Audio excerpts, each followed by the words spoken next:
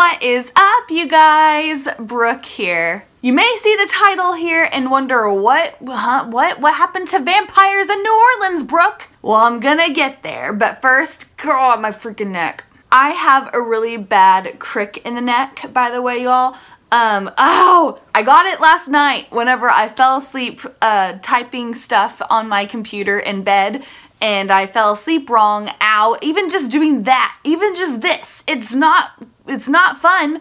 I think I have what I am wanting to call writer's neck. I can't decide between that or writer's crick. Which one do you guys like, writer's neck or writer's crick? Because I got a bad writer's crick in the neck. So let's start talking back of what happened in January time. January, I had finished my outline because I prefer to write first and then outline after you're at least pretty deep into the first draft. But rewinding just a tad bit more, I had planned on completing my first draft in January time. And that didn't happen because I was working on my outline. I had planned to work on my outline after my first draft was done and have my outline be done in February, but that didn't turn out to be the case because I decided before I dive any more into this story, I'm needing to write this outline. It was just all a big mess and I just wanted to try and outline and then finish. So this month I was supposed to finish my first draft. That was the new game plan. And then what ended up happening to me was after I finished my outline in Scrivener and it was so good and I was so happy about it, I ended up finding out that Scrivener did not save my work. My outline was completely finished, and then whenever I had opened up my Scrivener doc one morning, I'd gotten up at 5 in the morning to work on my manuscript, and it was such a pain in the freaking butt whenever I saw my stuff did not get saved. My outline was all over the place. It was a mess, and so was lots of other things. There were lots of chapters I had already switched around, and there was work and writing that I already had done that got somehow deleted. I lost it. I don't know how, because Scrivener is supposedly supposed to autosave everything. So anyway, I tried to look up ways of how to get all of this info back that I had lost. And I tried several different things. I even had tweeted about it. I was asking people, okay, the Scrivener's supposed to autosave. Where's my stuff? I had followed lots of different advices and instructions on how to get this stuff back, but it's gone. So I lost lots of my outline, and I lost not like a whole lot of writing work, but I did lose some work. And so I just felt like I had worked really hard in January for my outline, and I just completely lost all of my progress. And whenever I'm bitter about something, I have to take a step back. I have to like keep away from it for a little bit so that way I can recollect myself and to get feeling happier again, because I wasn't very happy. And you could even say, well, just rewrite your outline. That's fine and all, but that's not even the gist of it. I was rearranging chapters and I was outlining my outline chapter by chapter. So I had already rearranged chapters, and when I lost my outline, I had all my chapters be jumbled up in a mess all over again. And I just had to take a break. And so while I was taking a break, I happened to see the new Frozen 2 trailer, which I was so stoked about. Have you guys seen that trailer? It looks so good, and it was just very epic. And I never rewatched trailers or teaser trailers or whatever, and I rewatched that one so many times. That trailer, for some reason, got me going. I was all of a sudden filled with certain ideas for this one book project that I had stored at the back of my head. I've had this book idea for almost a year, probably almost a year, where I just knew I would have to focus on that book project after I was done with Project New Orleans. And by the way, Project New Orleans is my book, if you didn't know. And so watching Frozen 2 trailer for some reason sparked ideas for that book that I had just stored away. And since I was mad at Project New Orleans not getting to be saved, I was like, screw it. I'm writing this. I'm going to write this.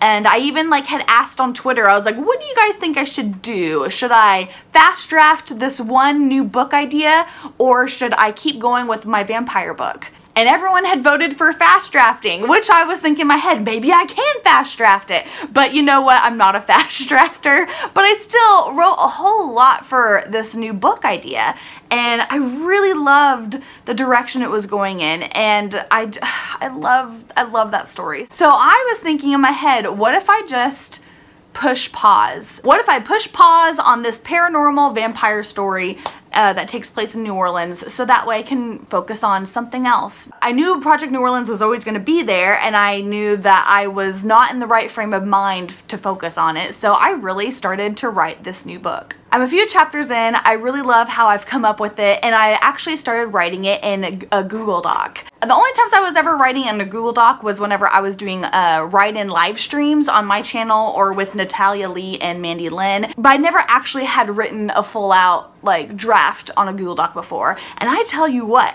I freaking love it. I love it so much. I felt like I was ultra secure and safe because I know Google Doc will save all of my stuff. So yeah, I was writing this new book idea into a Google Doc, and I absolutely loved what I was writing. It was just, everything was just coming out so fluidly and so beautifully, and I loved everything. And I really was thinking about just pursuing that book over Project New Orleans. I thought about shelving Project New Orleans for a hot minute, and I was thinking, well, I'll do this first, I'll publish this first, and then I'll focus on New Orleans stuff. And one day as I was writing for my shiny new book idea, I started to feel guilty. I started to think about my characters in Project New Orleans, started to think about the story, started thinking about the setting, and how all of those things I couldn't have included in this new book. And that made me sad because I knew that their story wasn't complete yet. As much as I wanted to keep going with this new story, I knew that I had to complete this story over here first. I really want to see this book come to completion, and I think I just had to take a step back from it and put my creative energy somewhere else, so that way I could still be productive in a sense of writing, and just kind of revive my writing juices and revive this passion for this project. Just because I was mad I lost some work on this project doesn't mean that I can just give up on it. I think I was just wanting a break and wanting my creativity to go somewhere else. And so now I have a great idea of what I'm wanting to do for a new book project after this duology that I'm working on right now is complete and is done, and I'm satisfied with it. So now I'm going back to business. Now I'm going back to writing my New Orleans story, and I'm so excited about it. I'm revamping my outline. I'm trying to make it the way that I had it before. But yeah, that's where I'm at right now with my book. I still don't have my first draft done, and I'm currently fixing the outline to be where I want it to be, because I want it to be organized for referencing back to what all I need the future chapters I have to write. I'm wanting to have it all just be explained and well thought out, and just everything be in the right place. I just wanted to talk about this video with you all because it's just been frustrating on my end, and I know other authors and writers out there go through something like this where you've lost work and you just have to freaking get away from that project, otherwise you're gonna punch a hole in your computer. Because it's like the most detrimental thing ever whenever you realize, oh crap, all this work and hours that I put into this is totally gone forever. But yeah, if you like this video, you can feel free to give me a big thumbs up below. I'd really appreciate it. And also, if you liked this sort of thing of writing book stuff talk or whatever, you can go ahead and subscribe to this channel because I post writing related content every week here. And y'all should totally follow me on social media, where you can find me at _Brooke Passmore. That's where I'm at on Twitter and Instagram. Thank you all so much for stopping by today, and I will see you next time.